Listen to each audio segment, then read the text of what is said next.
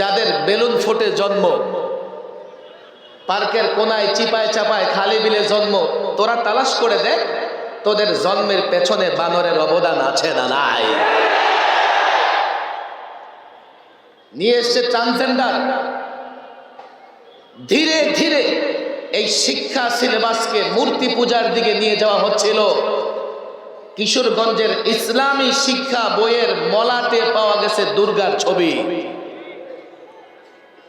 তাদের টার্গেট ছিল 1.25 কোটি শিক্ষার্থী স্কুল কলেজে আছে, আগে তাদেরকে নাস্তিক বানাও, তাহলে আগামী প্রজন্ম নাস্তিক হবে, তারা মূর্তিকে ভালোবাসবে, মসজিদ মাদ্রাসাকে ভালোবাসতে পারবে না। আমি বুঝবার জন্যে 2 নম্বর উদাহরণটা দিচ্ছিলাম।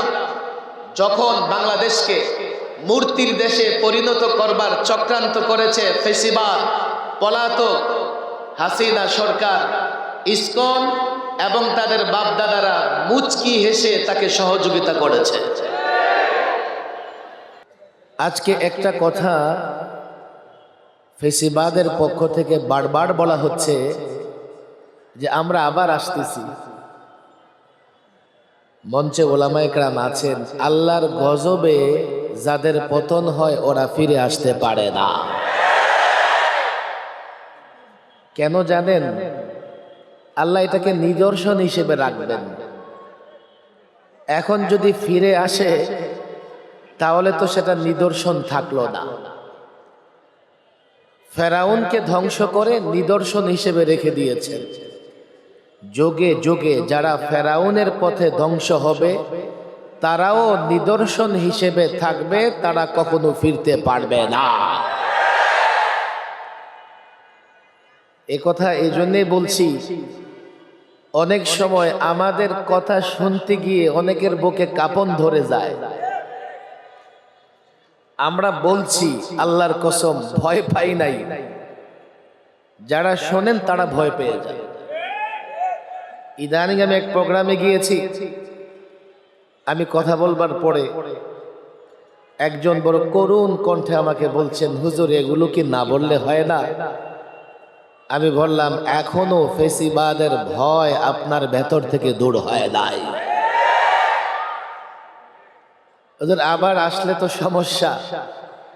আমি বলি, দেখেন তারা যখন ছিল তখনও আমরা দেশে ছিলাম, কোন একটা জলসায় তাদের ভয়ে সত্য কথা হক কথা বলা তো ছাড়ি নাই।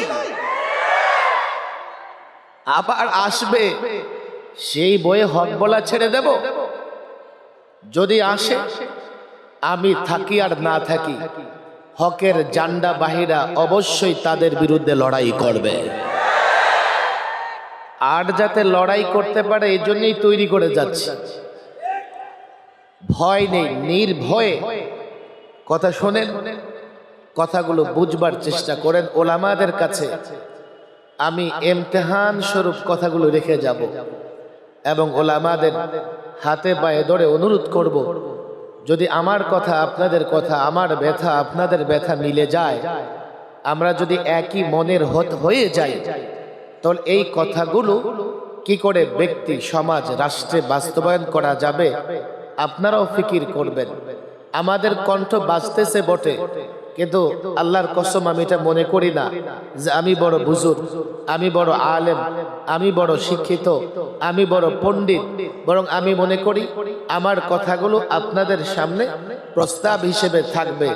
আপনারা যদি গ্রহণ করেন তাহলে সেটা গ্রহণযোগ্য হবে, আপনারা গ্রহণ না করলে সেটা পরিত্যক্ত হবে। বড় কঠিন একটা সময়, নানা কারণে আমরা নানা কঠিন সময় অতিক্রান্ত করি। সাউন্ড ক্লিয়ার হচ্ছে না?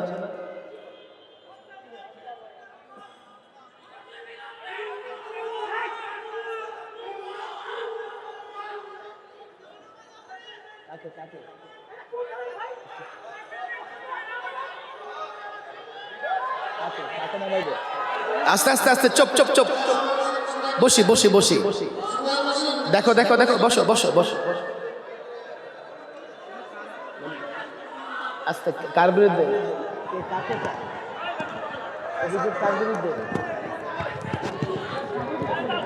কার বিরুদ্ধে অভিযোগ? একটু একটু একটু একটু একটু থামো, তোমরা থামো থামো থামো। হ্যাঁ হ্যাঁ, স্টেজ থেকে সমাধান হচ্ছে, তোমরা বসো বসো, একটু বসো বসো। হ্যাঁ হ্যাঁ হ্যাঁ হ্যাঁ বাবা, একটু একটু একটু সাউন্ড সাউন্ড সাউন্ডটা বন্ধ করো। এটা নেমে গেলে কেমন? ঠিক আছে, হ্যাঁ আমরা বসে পড়ি বসে পড়ি। এখানে তেমন কোনো সমস্যা হয় নাই, আমরা জায়গায় বসে পড়ি বসে পড়ি বসে পড়ি। হ্যাঁ মাইকের সাউন্ড ক্লিয়ার হবে, সমস্যা নাই। বসো তোমরা বসো, আমরা ডানে বাই সবাই বসে পড়ি।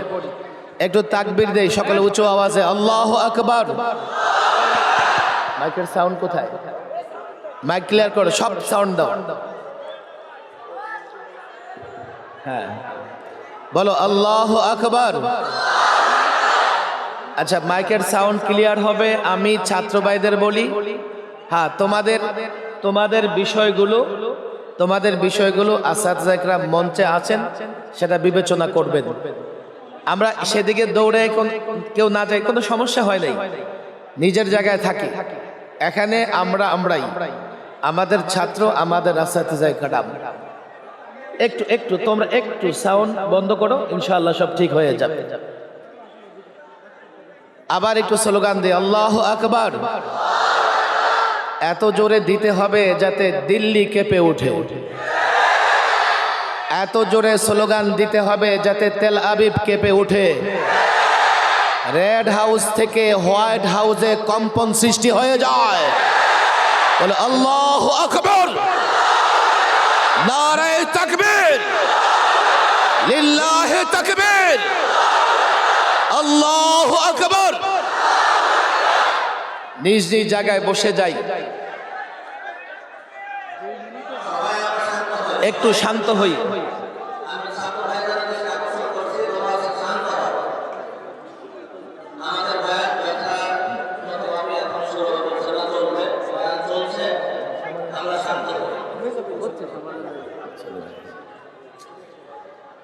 আমরা এদিকে আর কোনো কথা না বলি, ছাত্র ভাইদের বলি, দেখো তোমাদের কথাগুলো আমরা শুনতেছি এবং মুরব্বীরা তোমাদের কথাগুলো বিবেচনা করতেছে। হ্যাঁ একটু শৃঙ্খলা রক্ষার্থে আমরা চুপচাপ বসে পড়ি।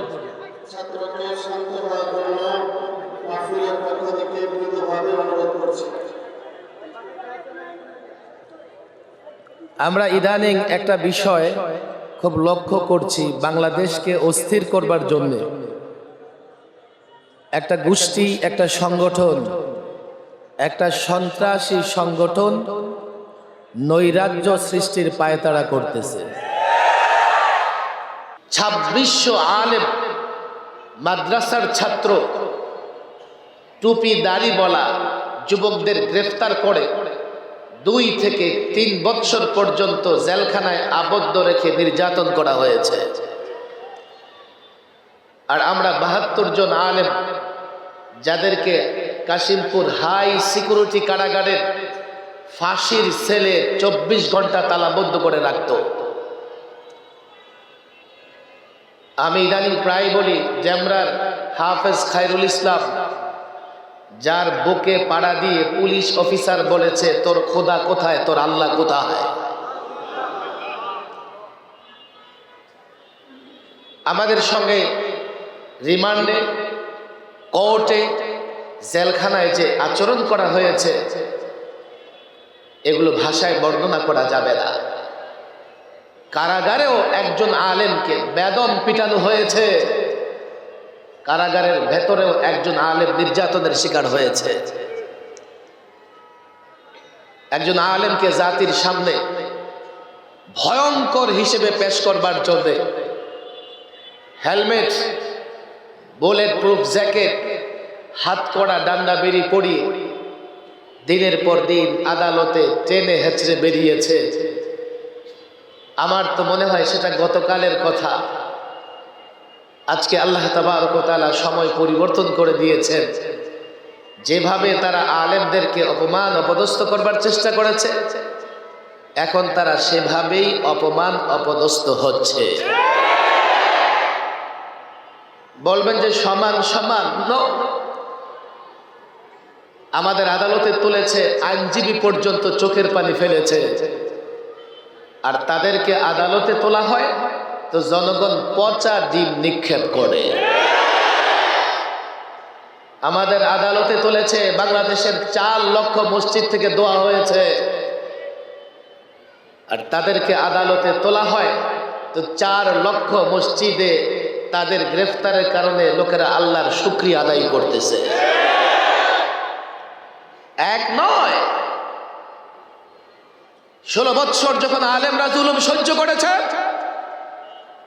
ফেসিবাদীদের দোসর ইসকন এবং উগ্র হিন্দুত্ববাদীরা মুচকি হেসে ফেসিবাদের সহযোগিতা করেছে। আর ফেসিবাদ তাদেরকে দুধ কলা খাইয়ে ঘাড় মোটা বানিয়েছে।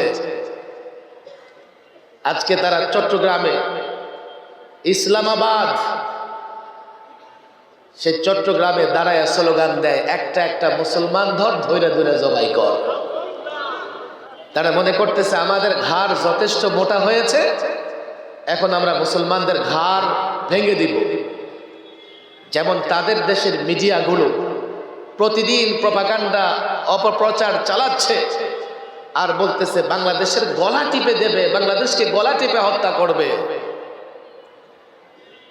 ফেসিবাদ যাদেরকে 16 বছর দুধ খোলা খাইয়ে পোষেছে, লালন পালন করেছে, ফেসিবাদ বিদায়ের পরে সর্বপ্রথম তারাই মাঠে নেমেছে ফেসিবাদকে ফিরিয়ে আনতে।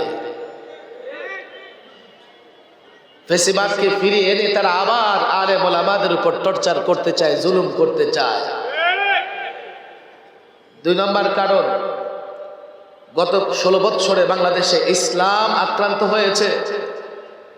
তাহজিব, তামাদ্দুন, কৃষ্টি, কালচার, এগুলো আমরা সবাই জানি।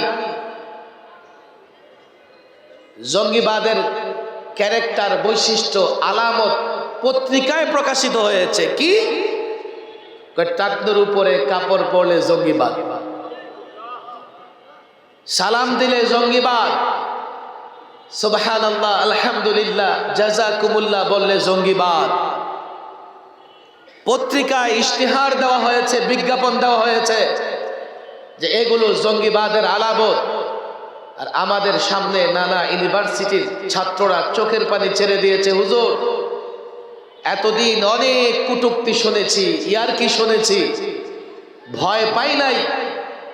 সাথীদের ইয়ারকি সত্ত্বেও, তিরস্কার সত্ত্বেও দাড়ি রেখেছি, টাকনুর উপর প্যান্ট পরেছি, সালাম দিয়েছি, সুবহানাল্লাহ, আলহামদুলিল্লাহ বলেছি। এখন তো ভয় কাজ করতেছে, না জানি আমাদেরকে জঙ্গি হিসেবে ধরে গ্রেফতার করে জেলে ভরে দেয় কিনা। হয়েছেও তাই। আমরা কাশিমপুর যেই বিল্ডিং এ ছিলাম, এর 2টা বিল্ডিং পরে একটা বিল্ডিং, যেখানে সব সন্ত্রাস বিরোধী একটা আইন আছে বাংলাদেশে। এই আইনে গ্রেফতার যাদেরকে করা হয় সেখানে রাখা হয়। তাদেরকে গ্রেফতার করা হয়েছে নানা অজুহাতে। হাজারীবাগের হেফজোখানার ছাত্র, বয়স কত হবে, 16, তাকেও গ্রেফতার করে সেখানে 24 ঘন্টা আটকে রাখা হতো। কেন? সে নাকি জঙ্গিবাদের সঙ্গে জড়িত। জঙ্গিবাদ কি জিনিস? ফেসবুকে জিহাদের পোস্টে সে লাইক দিয়েছে, জিহাদের পোস্ট সে শেয়ার করেছে। ছেলেরা বলল আমাদের ভয় হচ্ছে হুজুর, কাল আমাদের জঙ্গিবাদ, সন্ত্রাসবাদ বলে আমাদের গ্রেফতার করে কিনা। এমন একটা পরিবেশ তৈরি করেছিল, টুপি দাড়ি নিয়ে সাহস বুকে রেখে চলবে। ঢাকা ইউনিভার্সিটিতে এই সিচুয়েশন ছিল না। গত 16 বছরে ইসলাম কিভাবে ক্ষতিগ্রস্ত হয়েছে, ইসলামিক কৃষ্টি, কালচার, তাহজিব, তামাদ্দুন কেন ক্ষতিগ্রস্ত হয়েছে, কিভাবে ফেসিবাদ ক্ষতিগ্রস্ত করেছে, আমরা যদি না বুঝি, আর যে আইন বা যে বিধান, যে নিয়মের মধ্যে তারা এগুলো করেছে, সে নিয়ম, সে বিধান, সে আইন বাতিল করতে না পারি, ফেসিবাদ চলে গেলেও ইসলামপন্থীরা মাথা উঁচু করে দাঁড়াতে পারবে না। 11তে সংবিধান সংশোধন করা হয়েছে, দায়িত্ব দিয়েছে এক মালউনকে। 90 ভাগ মুসলমানদের দেশে একজন মালউনকে দায়িত্ব দিয়েছে সংবিধান সংশোধন কমিটির চেয়ারম্যান হিসেবে। এরপরে বন্দুক রেখেছে আদালতের কাঁধে। 3টা বড় ধরনের মারাত্মক ধরনের ভুল এবং কুফরি কাজ করেছে। 32 বছর বাংলাদেশের সংবিধানে বিসমিল্লাহির রহমানির রহিম ছিল, এটাকে আউট অফ সংবিধান করে ফেলেছে। তার অনুবাদ নিয়ে এসেছে, সেটা ভুল। 32 বছর বাংলাদেশের সংবিধানে আল্লাহর উপর আস্থা বিশ্বাসের কথা ছিল মূল নীতিতে, তাও সেটাকে তুলে দিয়েছে, সেটাকে বাদ দিয়ে দিয়েছে। তাদের পছন্দ হয়েছে কি সেকুলারিজম, ধর্ম নিরপেক্ষতাবাদ। আবার তারা জাতির সঙ্গে ধোঁকা প্রতারণা তামাশা করেছে। সেকুলারিজমের ব্যাখ্যা তারা দাঁড় করিয়েছে। পার্লামেন্টে সেকুলারিজমের ব্যাখ্যা দিয়েছে কি, যে আমার ধর্ম আমি, আপনার ধর্ম আপনি পালন করবেন, এটাই সেকুলারিজম। তাদের নেতা নেত্রী পার্লামেন্টে ব্যাখ্যা দিয়েছে, তো তাদের দলের নেতা কর্মীরা একেবারে মসজিদে মাহফিলে পর্যন্ত দাঁড়িয়ে দাঁড়িয়ে সেই ব্যাখ্যা অনুসরণ করতেছে, সেই ব্যাখ্যা দিয়ে বেড়াচ্ছে। আবার দলিল দিতেছে কোত্থেকে, লাকুম দীনুকুম ওয়ালিয়া দীন, বুখারী শরীফের হাদিস। আমি জানি না এই প্রজন্ম তাদের এই বক্তৃতা শুনেছে কিনা, আমি তো একাধিকবার শুনেছি। আবার তারা বলে কি, তাহাজ্জুদ পড়ে সকালবেলায় কোরআন শরীফ না পড়ে জায়নামাজ থেকে উঠে না। আরে ভাই, আবার আরেক নেতা আছে, আল্লাহ জানে কোথায় আছে, 70 রাকাত নফল নামাজই পড়ে। আবার ছেলেরাও কম না, মোরগ মুরগি যেমনে আদার খায়, ওইটাও লোকেরা ভিডিও করে সামাজিক যোগাযোগ মাধ্যমে ছেড়ে দিয়েছে।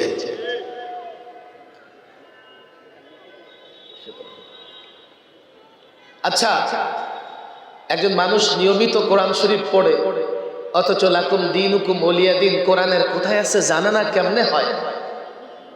আমার বক্তব্যের একটা বাচ্চাকে যদি দাঁড় করিয়ে জিজ্ঞেস করা হয় এটা কি, সে বলে দেবে। এখনো কোরআন পড়া শেষ করতে পারে না। তাহাজ্জুদ পড়ো কি দিয়া? ছোটখাটো ছোড়াও যদি না জানো, আল্লাহ মাফ করুন, সকালবেলায় ওরা কোরআন শরীফ পড়ে। এক মুরিদ তার পীরকে বলে, আমি প্রতিদিন 100 বার আয়াতুল কুরসি পড়ি। পীর বলে, আমি 5 ওয়াক্ত নামাজের পরে 5 বার পড়তে পারি না, আর তুমি 100 বার পড়ো?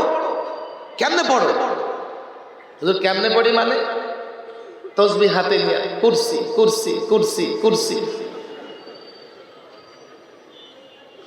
ওরা কোরআন পড়ে সকালে, অর্থাৎ সকালে উঠেই গদি গদি, চেয়ার চেয়ার, কুরসি কুরসি জপে।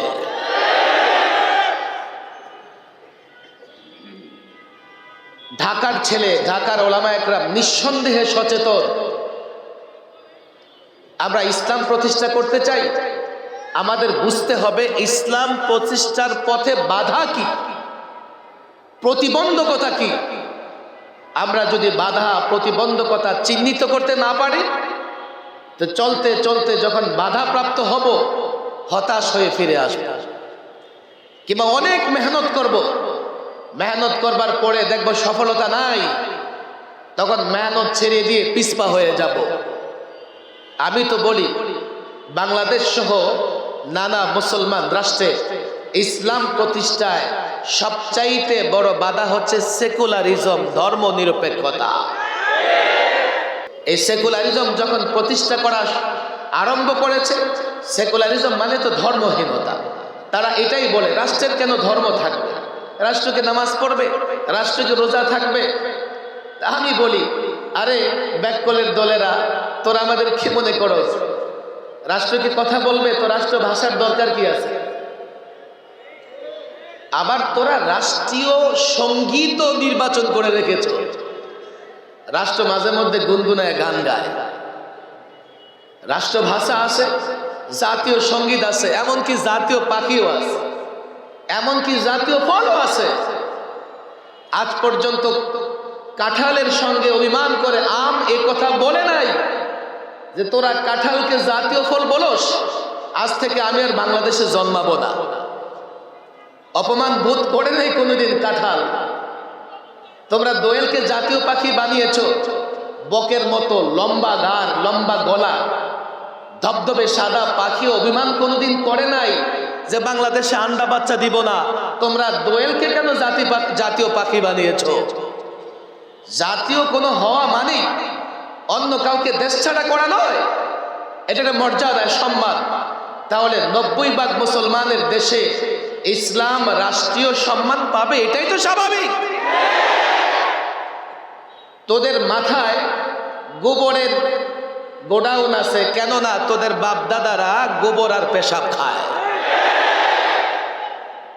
এখানে আমি তো অযৌক্তিক কিছুই দেখি না। তারা দল এবং রাজনীতির কারণে ক্ষমতার লোভে পড়ে দেশের পরিচয়টা বদলে দিতে চেয়েছে। কামাল আতাতুর্ককে কেন বাংলাদেশে আমদানি করা হয়েছে? তার মিশন বাংলাদেশে বাস্তবায়ন করবার জন্য। কামাল আতাতুর্ক ওই কুলাঙ্গার সেকুলারিজম প্রতিষ্ঠা করে দাড়ি নিষিদ্ধ করেছিল, হিজাব নিষিদ্ধ করেছিল, মসজিদকে মিউজিয়াম বানিয়েছিল। আয়া সুফিয়া মসজিদকে এরদোগান এসে আবার মিউজিয়াম হয়ে গিয়েছিল, সেটাকে মসজিদ বানিয়েছে। এমনকি তুরস্কের বর্ণমালা পর্যন্ত পরিবর্তন করে ফেলেছে কামাল আতাতুর্ক। কেন? তুরস্কের বর্ণমালা আরবির সঙ্গে মিলে যায়, আরবির সঙ্গে সামঞ্জস্য রাখে। বর্ণমালা বাদ করো, বাদ দিয়ে এমন বর্ণমালা অক্ষর বানাও যা মিলে ইংরেজির সঙ্গে। আজকের তুরস্কের বর্ণমালা ইংরেজের সঙ্গে মিলে, আরবির সঙ্গে কোনো মিল নাই। সেম ঘটনা ঘটেছে মালয়েশিয়ার এক প্রদেশে। এমনকি তুরস্কে মাদ্রাসা বন্ধ, মসজিদ বন্ধ, তবে তখনও একদল মুসলমান গর্ত খনন করে গর্তের ভেতরে বাচ্চাদের রেখে কোরআনে কারীম শিক্ষা দিয়েছে।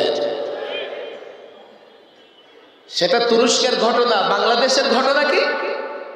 11তে সংবিধান সংশোধন করেছে, 12 থেকে তারা দ্বিগুণ শক্তিতে মাঠে নেমেছে। কেন? সংবিধানে সেকুলারিজম আছে, সুতরাং আমরা সেকুলারিজম প্রতিষ্ঠিত করব, রাষ্ট্রে ইসলামের কোনো চিহ্ন রাখবো না। এর জন্য কি করা দরকার? সবার আগে আঘাত হানো শিক্ষা ব্যবস্থায়। সর্বপ্রথম শিক্ষা ব্যবস্থায় আঘাত হানলো মুসলিম লেখকদের জাগরণী লেখাবাদ, নবীদের জীবনীবাদ, সাহাবাদের জীবনীবাদ। তাদের পছন্দ হয়েছে বিজ্ঞানী ডারউইনের ডারউইনিজম। আমদানি করলো ডারউইনিজম। মানুষ নাকি বানর থেকে সৃষ্টি, বানরের বাচ্চা। আমরা আদম সন্তান, আল্লাহ আমাদের সম্মানিত করেছেন। তোদের যাদের বেলুন ফুটে জন্ম, পার্কের কোনায় চিপায় চাপায় খালি বিলে জন্ম, তোরা তালাশ করে দেখ তোদের জন্মের পেছনে বানরের অবদান আছে না নাই। নিয়ে এসছে ট্রান্সজেন্ডার। ধীরে ধীরে এই শিক্ষা সিলেবাসকে মূর্তি পূজার দিকে নিয়ে যাওয়া হচ্ছিল। কিশোরগঞ্জের ইসলামী শিক্ষা বইয়ের মলাটে পাওয়া গেছে দুর্গার ছবি। তাদের টার্গেট ছিল 1.25 কোটি শিক্ষার্থী স্কুল কলেজে আছে, আগে তাদেরকে নাস্তিক বানাও, তাহলে আগামী প্রজন্ম নাস্তিক হবে, তারা মূর্তিকে ভালোবাসবে, মসজিদ মাদ্রাসাকে ভালোবাসতে পারবে না। আমি বুঝবার জন্যে 2 নম্বর উদাহরণটা দিচ্ছিলাম। যখন বাংলাদেশকে মূর্তির দেশে পরিণত করবার চক্রান্ত করেছে ফেসিবাদ, পলাতক হাসিনা সরকার, ইসকন এবং তাদের বাপদাদারা মুচকি হেসে তাকে সহযোগিতা করেছে। আজও আমি দুপুরে ভারতের এক টেলিভিশন চ্যানেলকে সাক্ষাৎকার দিয়ে এসেছি। তারা আমাকে একটা প্রশ্ন করেছে যে বাংলাদেশের নানা জায়গা ব্যান ইন্ডিয়া, ইন্ডিয়াকে বয়কট করো, বয়কট ইন্ডিয়া, এগুলো কেন হচ্ছে হুজুর আপনি বলবেন কি? আমি বললাম আগে ওদেরকে জিজ্ঞেস করেন কি এমন করেছে, কেন জনগণ তাদেরকে বয়কট করতে চাচ্ছে, তাদের জিজ্ঞেস করেন, তাদের কাছ থেকে উত্তর নিয়ে আসেন। আজ পর্যন্ত কেন? বড় কারণ হলো আমার প্রতিবেশী দেশ। আমরা তো সুসম্পর্ক চাই, কিন্তু তারা বাংলাদেশের জনগণকে কখনোই আপন মনে করতে পারে নাই। বলে হুজুর এটা কিভাবে হচ্ছে? আমি বলি বেশি দিন আগে যাব না, এই তো 6 মাস আগের কথা। ফেনী, লক্ষ্মীপুর, নোয়াখালী, কুমিল্লার একটা অংশ এক রাতে বন্যার পানিতে তলিয়ে গিয়েছে। ইন্ডিয়া বাঁধ খুলে দিয়েছে, অ্যালার্ম পর্যন্ত দেয় নাই, সতর্ক বার্তা পর্যন্ত শোনায় নাই। তাহলে কোনো মানুষ যদি কষ্টে পড়ে, কষ্টে পতিত হয়, নিঃসন্দেহে সে তার বিরুদ্ধে দাঁড়াবে। যেহেতু আমরা সাফার করছি, আমরা কষ্ট করছি, দেশের জনগণ কষ্ট করছে, দাঁড়াবে তো নিঃসন্দেহে। 1 বছর আগে যাই সিলেটে, হঠাৎ করে বাঁধ খুলে দিয়ে পুরো সিলেটকে বন্যায় ভাসিয়ে দিল। তারা বলে যে ফেলানি নিয়ে এইসব ওসব কথা হচ্ছে। আমি বলি কেন কথা হবে না?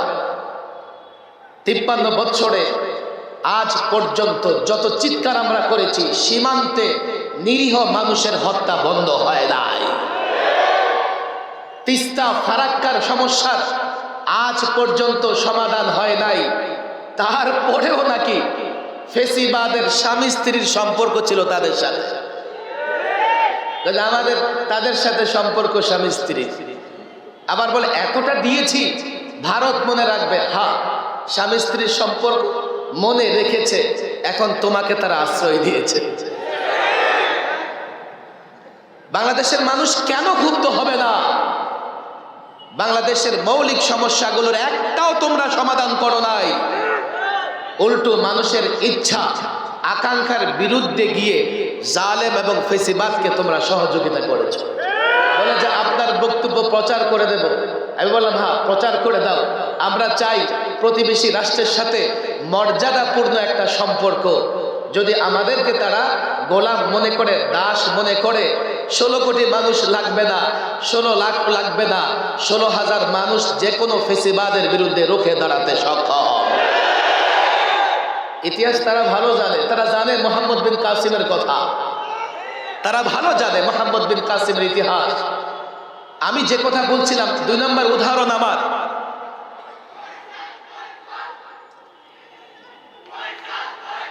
মাশাআল্লাহ বাবা, স্লোগান দিও না, ঠিক আছে?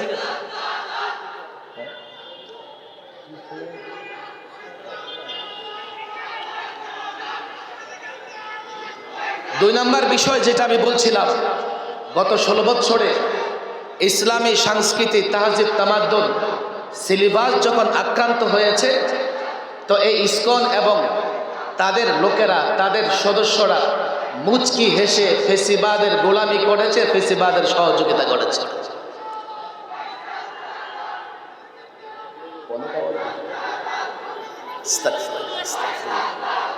আচ্ছা, এখানে মুরব্বীরা আছেন, আমাদের বেফাকুল মাদারিসুল আরাবিয়ার মহাসচিব সাহেব আছেন।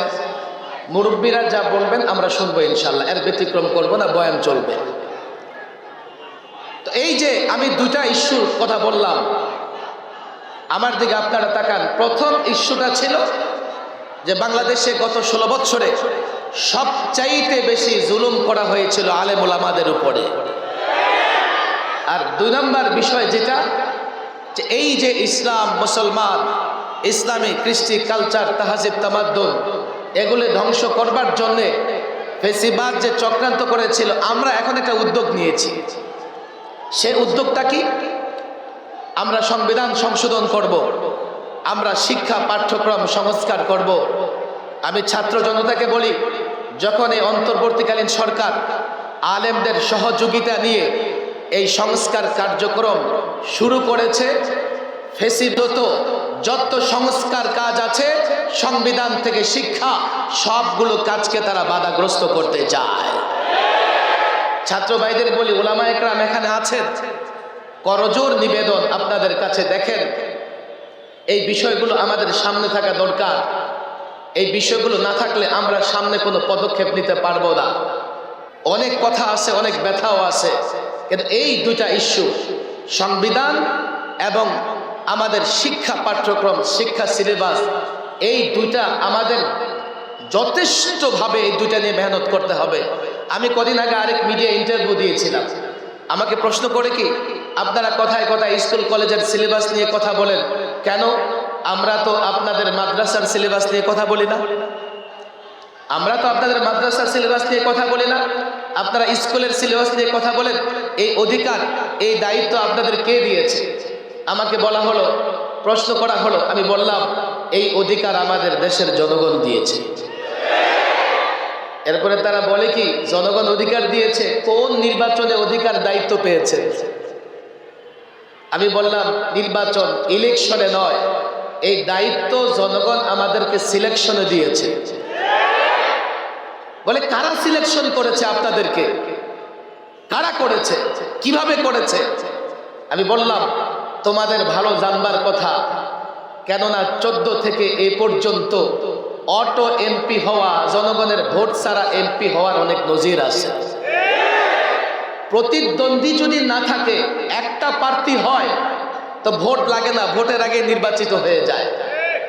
আমাদের জনগণ সিলেকশন কেন করেছে? ইসলামের পক্ষে ওলামা একরাম কথা বলবে, ওলামা একরামের আর কোনো বিকল্প, আর কোনো প্রতিদ্বন্দ্বী নাই। এই জন্যে জনগণ আলেমদের সিলেকশন করেছে, নির্বাচিত করেছে যে আপনারাই দ্বীনের পক্ষে, ইসলামের পক্ষে কথা বলবে। বলে কি সবাই, দেশের সবাই মিলে করেছে? বলে হ্যাঁ। কেমনে বুঝলেন সবাই মিলে করেছে? আমি বললাম এটা দিবালোকের মতো স্পষ্ট। এদেশের প্রত্যেকটা রাজনৈতিক দল নির্বাচনের আগে ইশতিহার ঘোষণা করে এবং একটা কথা কমন বলে যে আমার সরকার ক্ষমতায় গেলে কোরআন সুন্নাহ বিরোধী আইন করবে না। বলে না? বলে না? এখন কোনটা কোরআনের পক্ষে, কোনটা কোরআনের বিরুদ্ধে, এটা বুঝবার যোগ্যতা, এটা অনুধাবন করবার যোগ্যতা আলেমদের আছে। সবাই তো দায়িত্ব দিয়েছে। হুজুর এটা তাদের রাজনৈতিক কৌশল, তারা আপনাদেরকে এই দায়িত্ব দেয় নাই। আমি বললাম হতে পারে এটা তাদের রাজনৈতিক কৌশল, কিন্তু আমরা জনগণের কাছ থেকে সরাসরি দায়িত্ব পেয়েছি। বলবেন কিভাবে দায়িত্ব পেয়েছেন? আমি বললাম বাংলাদেশে 20,000 মাদ্রাসা আছে, অন্তত লক্ষাধিক মক্তব আছে। এদেশের জনগণ মাদ্রাসায় অনুদান দেয়, মাদ্রাসায় সাহায্য করে। একজন রিক্সা চালক যা কামায় দিন শেষে মাদ্রাসায় সহযোগিতা করে। ভ্যান চালক, গাড়ি চালক, শ্রমিক, দিন মজুর, পুলিশ, বিজেপি, আর্মি, প্রত্যেকটা পার্সন, কেরানি থেকে নিয়ে শুরু করে সচিব পর্যন্ত মাদ্রাসায় কেন অনুদান দেয়? 20,000 মাদ্রাসা কিভাবে চলে, কেন অনুদান দেয়? তারা এই জন্যে অনুদান দেয়। আমি শ্রমিক, দুনিয়ার কাজে ব্যস্ত থাকি, মাদ্রাসায় সময় দিতে পারি না, আমি দিন শিখতে পারিনি। আমি চাই মাদ্রাসা চলুক, আলেম তৈরি হোক, আলেম আমার ইমানের পাহারাদারি করবে, আলেম আমার আমলের পাহারাদারি করবে। এজন্যই তারা পকেটের টাকা থেকে 20,000 মাদ্রাসা, লক্ষাধিক মক্তব পরিচালনা করে। এর মানে হচ্ছে আলেমদের দায়িত্ব মানুষের ঈমান হেফাজত করা, আমল হেফাজত করা। দায়িত্ব জনগণ দিয়েছে। যতদিন দেহে প্রাণ আছে, ঈমানের উপরে, আমলের উপরে, ইসলামের উপরে কোনো আঘাত বরদাস্ত করা হবে না।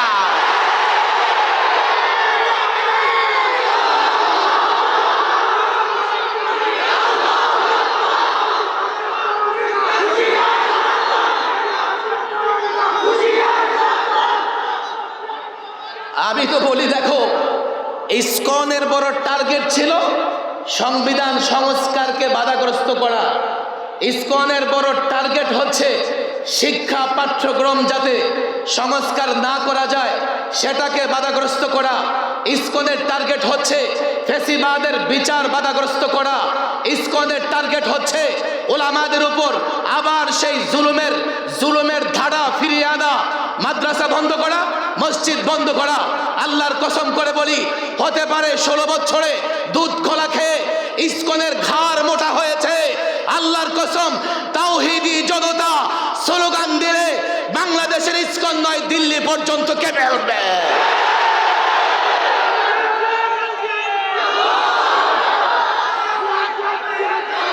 যেখানে তারা একটা স্পর্শকাতর বিষয় বেছে নিয়েছে, সেটা কি? সংখ্যালঘু নির্যাতিত হচ্ছে। সংখ্যালঘু নাকি নির্যাতিত হচ্ছে। আচ্ছা, 53 বছরের বাংলাদেশের ইতিহাস আমরা সামনে রাখি। 53 বছরে এই বাংলাদেশে আজ পর্যন্ত এই প্রমাণ কেউ দিতে পারবে না একজন অমুসলিমকে জবরদস্তি করা হচ্ছে যে তুমি বলো লা ইলাহা ইল্লাল্লাহ, তুমি বলো আল্লাহু আকবার।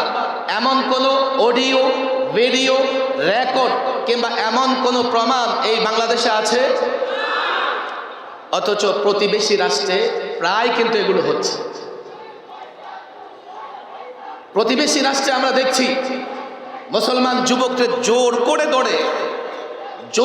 দৌড়ে বাধ্য করা হচ্ছে যে জয় শ্রীরাম স্লোগান দাও। কথা ঠিক না বেঠিক? দেখো, আমি মাঝে মধ্যে সামাজিক যোগাযোগ মাধ্যমে ইসকনের উগ্র কিছু ভিডিও আমার সামনেও আসে। আমি নিজের ইমানি তাগাদায়, আমি দেশপ্রেমের জায়গা থেকে এগুলো মাঝে মধ্যে দেখি।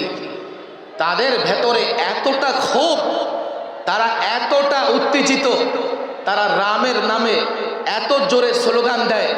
আমি বাংলাদেশের সাধারণ যুবককে আল্লাহর নামেও এত জোরে স্লোগান দিতে দেখি নাই। এতটা উত্তেজিত তারা। এর মানে হচ্ছে তুমি যদি মনে করো কুফুরের সঙ্গে আপোষ করবে, কুফুর কোনোদিন তোমার সঙ্গে আপোষ করবে না। তারা সিদ্ধান্ত নিয়েই তোমার বিরুদ্ধে লড়াইয়ের ময়দানে অবতীর্ণ হয়েছে। এই বাংলাদেশে কোথায় সংখ্যালঘু নির্যাতিত হচ্ছে? এখানে ওলামা ইকরাম আছেন, আমরা অনেক জায়গায় দেখেছি সরকারি জায়গায় মসজিদ বানিয়েছে, মসজিদ ভেঙে ফেলা হয়েছে। একটা উদাহরণ দাও তোমরা যে সরকারি জায়গায় মন্দির বানিয়েছে, মন্দির ভাঙা হয়েছে, এমন একটা উদাহরণ বাংলাদেশে কেউ দিতে পারবে না। একটা মুসলমান দেশে সরকারি জায়গায় মসজিদ বানিয়েছে, মসজিদ ভেঙেছে, কিন্তু কোথাও মন্দির ভাঙার নজির নাই। কথা ঠিক না বেঠে? আমার দিকে তাকাও, আজ পর্যন্ত 53 বছরে কোন ধর্মের লোকেরা তাদের পূজা, তাদের নানা রকমের ধর্মীয় কর্মকাণ্ড করতে গিয়ে বাধার শিকার হয়েছে এমনও কোনো প্রমাণ কেউ দিতে পারবে না। তো এখানে একটা কথা আছে, বলবে হুজুর তাহলে মাঝে মধ্যে পত্রিকায় আসে রামুতে বৌদ্ধ বিহারে, এরপরে রংপুরে হিন্দু পল্লীতে, এরপরে নাসিরনগরে হিন্দুদের বাড়িঘর ভাঙচুর করা হয়েছে। আমি বলি এগুলোর পেছনে স্বার্থ এবং রাজনৈতিক দ্বন্দ্ব রয়েছে। ইয়াতে যা হয়েছে নাসিরনগরে, আমাদের ওলামা ইকরাম স্বচক্ষে গিয়ে দেখে এসছেন নাসিরনগরে কি হয়েছে। স্থানীয় একজন সংসদ সদস্য বিবারিয়া শহর থেকে ট্রাকে করে, লোক ভাড়া করে নাসিরনগরে হিন্দুদের বাড়িঘরে আক্রমণ চালিয়েছে, যাতে এই দায়ভার আলেমদের এবং সরকার বিরোধীদের উপর চাপাতে পারে। রামুতে বৌদ্ধ বিহারে আক্রমণ হয়েছে, আমি এগুলোর পুলিশ রিপোর্টও দেখেছি। পুলিশ যে রিপোর্ট দিয়েছে, পুলিশ যে চার্জশিট দিয়েছে, এই নামগুলো যদি আপনারা দেখেন, একটা নামও কোনো আলেম, কোনো ইমাম, কোনো মাদ্রাসার ছাত্রের নয়, এগুলো সরকারি দলের নেতা কর্মীদের নামই ছিল। এদেশে ধর্মের নামে কোনো মারামারি নাই, কোথাও ধর্মের নামে মারামারি হয় না। ব্যক্তি স্বার্থ বা রাজনৈতিক দ্বন্দ্বের কারণে হতে পারে, কিন্তু ব্যক্তি স্বার্থ বা রাজনৈতিক দ্বন্দ্বে যা হচ্ছে তা ধর্মের নামে চালিয়ে দিয়ে ইসলাম এবং মুসলমানদের বদনাম করবে, এটা তো বরদাস্ত করা যাবে না। আমি বলি বাংলাদেশে সংখ্যালঘুরা, অমুসলিমরা জামাই আদরে বসবাস করে। তারা এতটা অধিকার পায়, চাকরির ক্ষেত্রে তারা এতটা সুবিধা পায়, কোটার ক্ষেত্রে এত বেশি কোটা পায়, নানান সেবা যত্নে এতটা গুরুত্ব পায়, সংখ্যাগরিষ্ঠ মুসলমানও এতটা গুরুত্ব পায় না। তাহলে এই যে অভিযোগগুলো আনা, এই অভিযোগগুলো তোলা, এর কারণ কি? দুটা কারণ হতে পারে। এক হচ্ছে চোর যখন ধরা পড়ার আশঙ্কা করে তো নিজেও চোর চোর বলতে থাকে। এখন ধরা পড়বে, জনগণ তাকে ধাওয়া দিয়েছে, তো সে কি করে আরেকজনের দিকে আঙ্গুল তুলে এই যে চোর, এই যে চোর বলতে থাকে। ভারতে মুসলমানদের উপরে যে টর্চার করেছে উগ্র হিন্দুত্ববাদীরা, যখনই ধরা পড়ার আশঙ্কা থাকে তো উল্টা মুসলমানদের বিরুদ্ধে অভিযোগ আনতে থাকে। দুই নম্বর যে কারণ, আসলে উগ্র হিন্দুত্ববাদীরা বাংলাদেশের অস্তিত্ব বরদাস্ত করতে পারতেছে না। আজকে ইসকন বলো আর ভারতের তাবেদার গণমাধ্যমগুলোর কথা বলো, তারা মূলত সংখ্যালঘু নির্যাতনের অভিযোগ তোলে, কসাই মুদিকে বাংলাদেশে আগ্রাসনের জন্য আমন্ত্রণ জানাচ্ছে। আমি তো অন্য কোনো উদ্দেশ্য দেখি না।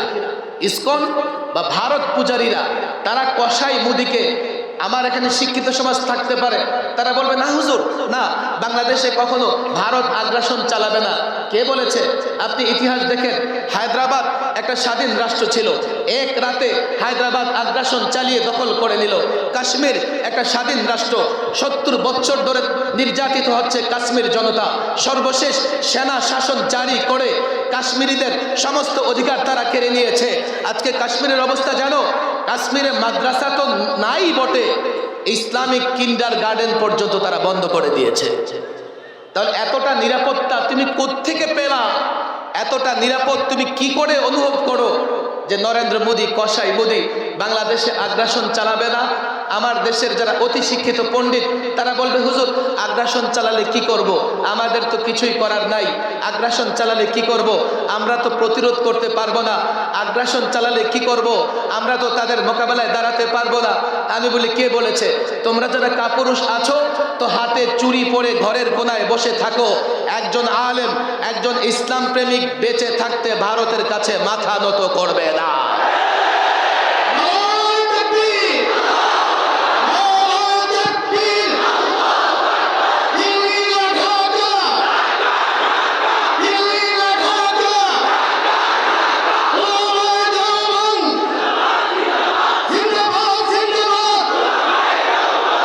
আল্লাহর সাহায্য আসবে মুসলমানদের পক্ষে, যেমন সাহায্য এসেছে আফগানিস্তানে এবং সদ্য সিরিয়াতে। তালেবানদের পক্ষে কথা বলবার কারণে আমার রিমান্ড এক সপ্তাহ আরো বেড়ে গিয়েছিল, যে আপনি তালেবান সন্ত্রাসী গোষ্ঠী জঙ্গির বিরুদ্ধে, জঙ্গির পক্ষে কথা বলেন, অথচ এখন চায়না, আমেরিকা, মধ্যপ্রাচ্যের নানা দেশ তালেবানদের পক্ষে কথা বলতেছে। তখন আমার দেশের মিডিয়া, পুলিশ অফিসাররা তারা কেন আপত্তি জানিয়েছে? কেন না তাদের প্রভু রাষ্ট্র আপত্তি জানিয়েছিল। এখন তাদের আপত্তি কেন নাই? তাদের প্রভু রাষ্ট্রের আপত্তি নাই। 20 বছর আফগানিস্তানে নেটো বাহিনী বোমা নিক্ষেপ করেছে, সমস্ত কুফফার শক্তি একত্রিত হয়ে নেটো বাহিনী গঠন করেছে সব। আর 20 বছর আফগানে কেমন বোমা নিক্ষেপ করেছে? এক এক বোমা নিক্ষেপ করেছে পাহাড়ের উপরে, পাথরের পাহাড়, পাথরের পাহাড় ভেদ করে এই বোমা নিচে পর্যন্ত পৌঁছে পুরো পাহাড়টাকে আকাশের দিকে তুলে ফেলেছে। তারা মনে করেছে আফগান খতম। 20 বছর পরে স্বাধীনতাকামী, শান্তিকামী আফগানি তালেবানরা যখন রুখে দাঁড়িয়েছে, আমেরিকা, নেটো লঙ্গে গামছা নিয়ে পালাবার পথ খুঁজে পায় নাই। কেউ গিয়ে প্লেনের ছাদে উঠেছে, কেউ পাংখায় উঠেছে, কেউ কার্গো বিমানে মাল বহন করে এমন বিমানের মেঝেতে গিয়ে বসে আছে। 8 সাম্রাজ্যবাদী শক্তি এই সিরিয়াকে টুকরা টুকরা করে ফেলেছে। সমস্ত সাম্রাজ্যবাদী শক্তির টার্গেট সিরিয়া। কেন সিরিয়া টার্গেট? সিরিয়ার গুরুত্ব কি অন্য দিনের আলোচনা, আজকে আলোচনায় যাব না। গোটা দুনিয়া মনে করেছে সিরিয়া খতম।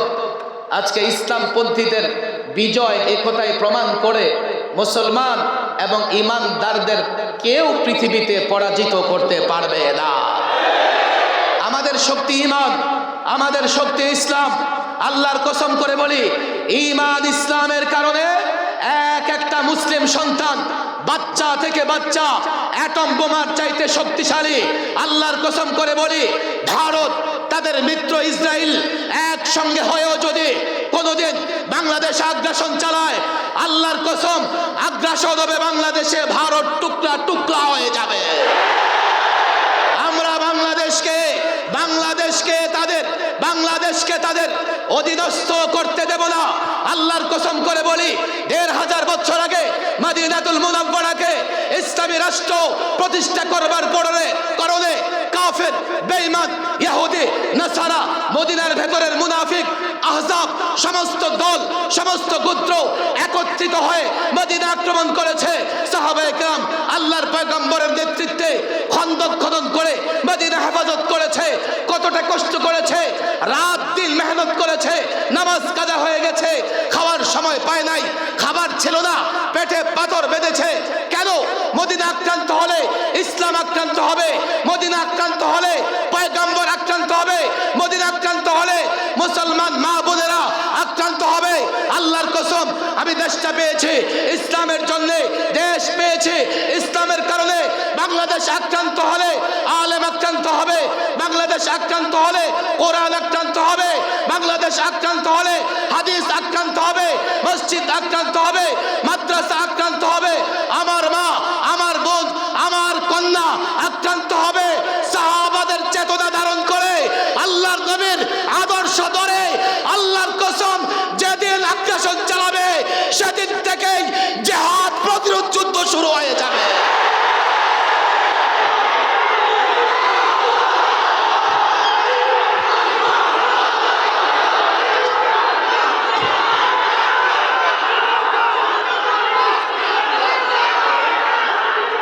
বাংলাদেশের সকল দল মাথা নত করতে পারে। ভারত আমাদের, বাংলাদেশও আমাদের, পাকিস্তানও আমাদের। বাংলাদেশের সকল রাজনৈতিক দল নত জানু হতে পারে। ওলামায়ে দেওবন্দের ইতিহাস দেখো, আকাবেরে দেওবন্দের ইতিহাস দেখো। তোমরা সবাই যদি নত জানু হয়েও যাও, আল্লাহর কসম মাদারেসে কওমিয়ার ছাত্র শিক্ষক, মাদারেসে কওমিয়াকে যারা মহব্বত করে ভালোবাসে, তাদের নিয়ে দেশের প্রত্যেকটা কোনায় কোনায় এমন দুর্গ তৈরি করা হবে, ভারতকে নত জানু করেই যুদ্ধ শেষ হবে।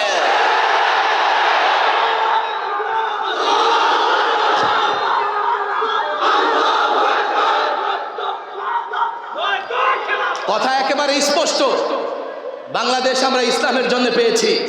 আমি নাস্তিক মুরতাদ ভারতের দাবেদারদের বলি, এমন স্লোগান দিও না যাতে বাংলাদেশের ইতিহাস, বাংলাদেশের ঐতিহ্য, বাংলাদেশের অস্তিত্ব বিনষ্ট হয়। একটা স্লোগান গত 16 বছরে অনেক আমরা শুনেছি, কয় ধর্ম যার যার উৎসব সবার। এটা কুফরি স্লোগান। এটা আবার কখন দেয়? যখন মূর্তি পূজার সময় আসে। কুরবানির সময় এই স্লোগান দেয় না। মূর্তি পূজার সময় আসলেই কয় ধর্ম যার যার উৎসব সবার। এর মানে এখন মূর্তি পূজার সময় এসছে, এ মুসলমান সন্তান, এই উৎসবটাও তোমাদের, তোমরাও গিয়ে মূর্তি পূজা করো।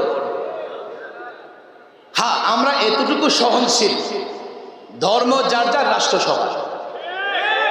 ধর্ম যার যার, আমরা এক্ষেত্রে সহনশীল। আমরা ভূখণ্ডটা ইসলামের জন্য পেলেও আমরা অন্য কোনো ধর্মের লোকদেরকে দেশ ছাড়া করতে চাই না। আমরা চাই সব ধর্মের লোকেরা সহাবস্থান, সব ধর্মের লোকেরা এদেশে ভালো থাকবে। কিন্তু এর মানে এই নয় তোমরা আমাদের ঈমান ইসলামে আঘাত করবে। আরে ধর্ম যার যার, উৎসব সবার, একটা কুফরি স্লোগান দিয়ে জাতির যুবকদের ঈমান নষ্ট করতে পারো না। আশ্চর্যের বিষয় হলো ছাত্রলীগ, যুবলীগ, স্বেচ্ছাসেবক লীগ, কৃষক লীগ, আওয়ামী লীগ দল করবার কারণে এই স্লোগান তারা দিয়ে যাচ্ছে। একবারও চিন্তা করে না, আরে এই উৎসব যদি আমার হয় তাহলে কি আমি দুর্গার পূজা করব? এই উৎসব যদি আমার হয় তাহলে কি আমি মূর্তি পূজা করব? একবারও তারা চিন্তা করো না। দলের কারণে, নেতার কারণে, ক্ষমতার লোভে তারাও কুফরি স্লোগান দিল। এটা শুধু কুফরি স্লোগান নয়, এটা দেশ বিরোধী স্লোগান। এটা শুধু দেশ বিরোধী স্লোগান নয়, এটা ভারতের তাবেদারদের স্লোগান। এই স্লোগান দিয়ে মূর্তি বানিয়ে বানিয়ে, যেহেতু উৎসব সবার, চলো মূর্তি বানাও। মূর্তির উৎসব কোন দল, কোন ব্যক্তি মুসলমান হলে সে কখনো মূর্তির পূজা করতে পারে না। এর মানে এই নয় যে আমরা যারা সংখ্যালঘু সম্প্রদায় আছে আমরা তাদের বিরুদ্ধে অবস্থান নেব। কোনোদিন নেব না। অনেক কথা, ফাইনালি কথা হচ্ছে 5ই আগস্টের ছাত্র জনতা, 5ই আগস্টে ছাত্র জনতা রক্ত দিয়ে এই দেশটাকে পুনরায় স্বাধীন করেছে। আমরা এই দেশটাকে স্বাধীন ধরে রাখবো তো ইনশাআল্লাহ। আল্লাহ তাবারক ওয়া তাআলা, আমি আবারও মাযরাত পেশ করতেছি। এখানে ওলামা ইকরাম যারা বসে আছেন,